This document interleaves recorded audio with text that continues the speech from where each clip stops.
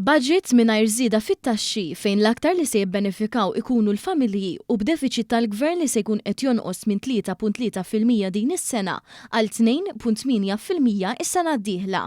Għal dan il-Ministru għall-Finanzi Clyde Caruana waqt Business Breakfast organizzat mit-Times fejn ingħatat ħarsa lejn x'wieħed għandu jistenna mill-budget għas-sena d-dieħla li se jiġi preżentat nhar it-tnejn li ġejn 27 tax-xahar. Ifisser li nhar it-tnejn ħankun qed naqra diskors ta' budget li ħajkun pożittiv, budget sabiħ, budget illi familji Maltin u Għawċin kif ukoll komunità kummerċjali għandhom biex ikunu sodisfatti. Dan fl-istess ħin il-Ministru tenna li l-inflazzjoni f'pajjiżna jinqas mill-medja Ewropea u ħabbar kif il-benefiċċju addizzjonali għal-oli tal-ħajja se jkun ta' inqas minn 5 euro. Brabta mal-pensjonanti il-Ministru ħabbar li anka fil-budget tas-sena d-dieħla dawn se jkunu qed jirċievu mill-ġdid żieda sostanzjali. Dwar is-settur tas-saħħa Caruana ħabbar li f'din is-sena l-Gvern nefa' aktar minn 15 miljun euro biex l-ebda pazjent ma jkollu bżonn jistenna u għalhekk inkluż biftehim ma' sptarijiet privati.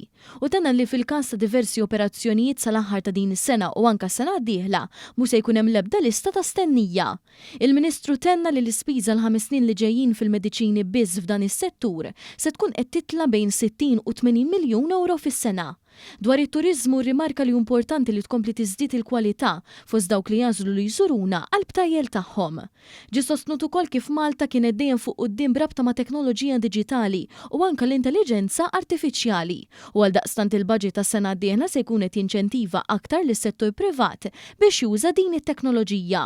Hekk kif wieġeb il-mistoqsijiet ta' diversi persuni preżenti għal Business Breakfast fosthom rappreżentanti tal-imsieħba soċjali, il-Ministru Caruana tkellem ukoll dwar l-Università ta' Malta.